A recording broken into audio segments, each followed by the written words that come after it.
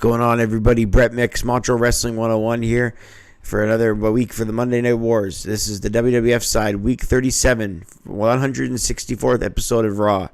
From the USA Network, from Fayetteville, North Carolina, at the Cumberland County Memorial Auditorium on June 17th, 1996. The Raw rating was 2.3 for this week.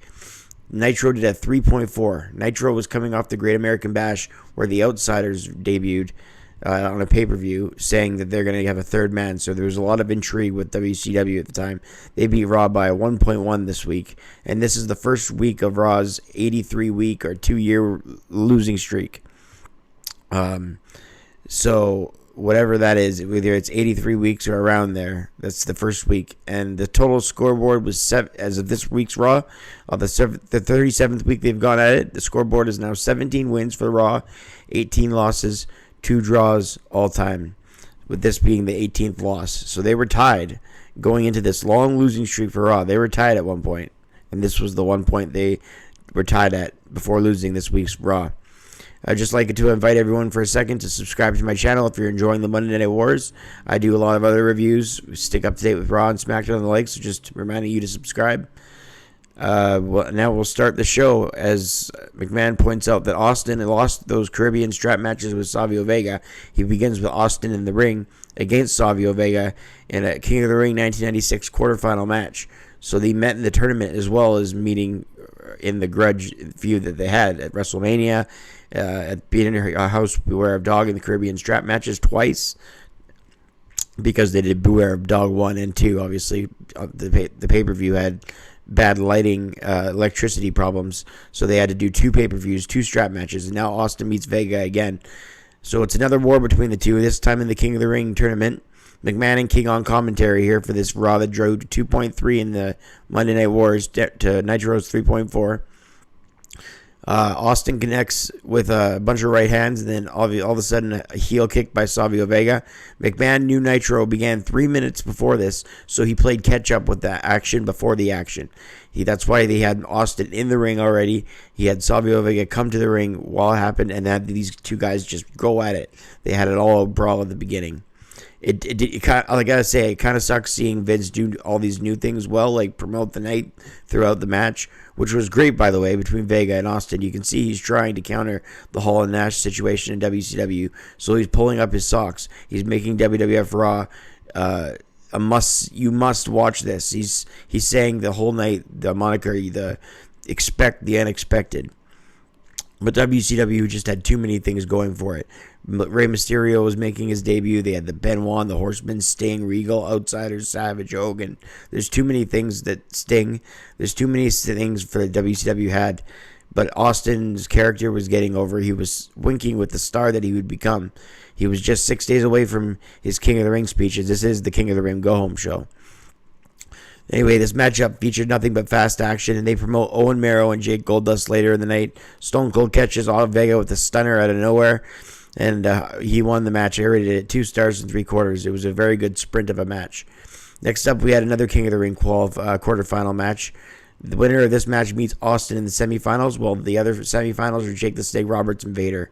So Jake the Snake meets Vader at the King of the Ring semifinals. The other semifinals are Stone Cold Steve Austin versus the winner of this match, and Austin joined commentary.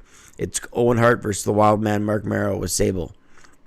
Austin was on commentary. Hearing Austin stick up for Owen and Owen stick up for Austin on commentary was just gold, because they're heels, and it was just awesome. It would be the King and Owen, or the King and Austin, depending on who's in the commentary team. We saw Owen on the commentary team a couple weeks ago, or a week ago, and we saw Owen at the King of the Ring on commentary, and you see Austin here, and they both suck up to the heels, and they both put the other one over. Owen with the hammerlock to Merrow, Merrow with the hip lock to reverse, a standing headlock and 2 leapfrogs, and then Owen went for a monkey flip. Then Merrow dodged that, ducked the clothesline, and then went for an SDF, and then into an armbar, into a hammerlock. Austin on commentary says he needs to go for the injured arm of Owen, with the arm that Owen had the cast on, and then he did, and Austin said, "Oh, look, he heard me." Owen ducked another clothesline attempt and went for a spinning heel kick, and McMahon yells, "Fuck about it." Owen with the gut wrench suplex. Owen then with the Boston Crab, and Mero in the end here gets out of the crab and then chops Owen, and then Owen hits a perfect plus and gets a near fall. Owen slams him to the mat. Owen with a crossbody attempt and hits the knees to the abdomen when he came off for the top. Owen back body drop by Mero, who hits a backwards victory roll and gets the win, as Owen Hart was bridged after Mero's victory roll reversed. And after the match, Owen hit Mero with a cast. But Owen Hart loses, Mero advances, and I rate that match 2.5 stars. It was pretty good. Austin's commentary was good, and now we get Austin versus Mero in the semifinals. So the final four are there for the King of the Ring pay-per-view. They got to a different arena where Bulldog cuts a promo on Sean, and this is a King of the Ring go-home show. This is a different arena where they have the WWF Superstars banner, and Jim Ross is cutting the promo with the Bulldog, but Vince is treating us like idiots, pretending that it's the same arena because he's pretending that it's live and it's not pre-taped. Because the WWF runs lots of live shows while Raw's going on. It doesn't make sense because Shawn Michaels came out to attack the Bulldog, not waiting for this Sunday. That'll beat down on the champion. We can't wait for this Sunday. That kind of thing was happening if at a different arena, and Vince was acting like it was live. He was like, Mike, we're going to go back if Michaels continues his attack. Well, we know it's not live. We know it was on Superstars when you taped it. The banner says Superstars. Anyway, Vince acted like it was live. Either way, it's not the biggest deal in the world, but they built to the show. Helmsley then took on Aldo Montoya. It went to no contest because Jerry Lawler was anxious to show off the tactics he planned to use on the Ultimate Warrior at King of the Ring, so he attacked Aldo Montoya, and before Helmsley even made his entrance. Lawler pile-drived Aldo Montoya, and then Jake the Snake came to the ring because he's going to face Goldust. So Jake the Snake came in, and the King ran back to the booth. So no rating between Helmsley and Montoya. It never got started. Then we had Goldust in a non-title match we had Goldust defend the Intercontinental title with Marlena versus Jake the Snake Roberts for the IC Championship. Both these guys employing psychological tactics with the other. It's no surprise, two of the best psychological characters ever coming together in the bizarre Goldust and Jake the Snake. Everyone always puts over Jake's psychology and his in-ring psychology. So you saw that with a lot of mind games in this match. Goldust rather on the outside running around the ring. Jake the Snake trying to tease him with the snake. Jake the Snake trying to scare Goldust off with his snake. That didn't sound right. Jake with an armbar, especially considering Goldust's character. Jake with an armbar on an overhead wrist lock. Then Goldust groped the snake. Not the snake again. It was Jake the Snake. And Jake shook it off in an eerie way, like, damn, I can't believe he did that to me. That's how Jake shook it off. It's funny, I remember being in 4th or 5th grade watching this, thinking it was weird.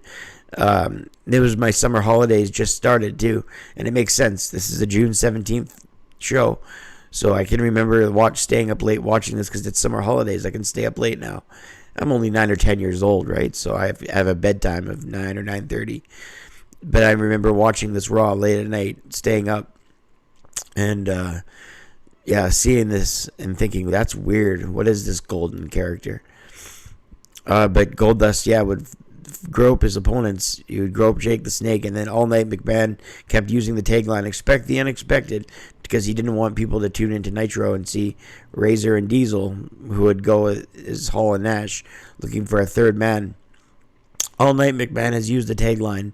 And in the end, and then he had King use it because he didn't want it to be redundant. In the end, the decision is that Goldust had originally won the match via pinfall after throwing golden flakes into Robert's eyes. He got the 1-2-3 by the referee, Harvey Whippleman, but Harvey Whippleman changed the call after seeing the substance on Jake's face and made Jake the winner. But Goldust retains the title because it can't reverse decisions of the title on disqualifications. So the show closed with McMahon saying, all right, Cornette, who did you pick as a special referee for King of the Ring this Sunday? And they let it be known that Mr. Perfect was the ref. So the Jim Cornette laughs because he thinks he's got Bulldog money in the bank here for Go Bulldog if Perfect the referee. I scored this Raw 6 out of 10 because of the good Austin Vega, Mero Owen matches. But in the end, you could tell WCW was picking up their socks. But Vince tried. There was no Undertaker or Mankind this week, but they still built the King of the Ring well. It's the first of many losses in a row, but they at least tried, and all the Raws from this point on get entertaining because they know they have to try with WCW on the other side. I'm Brett Mix, and we'll see you on the next Raw review.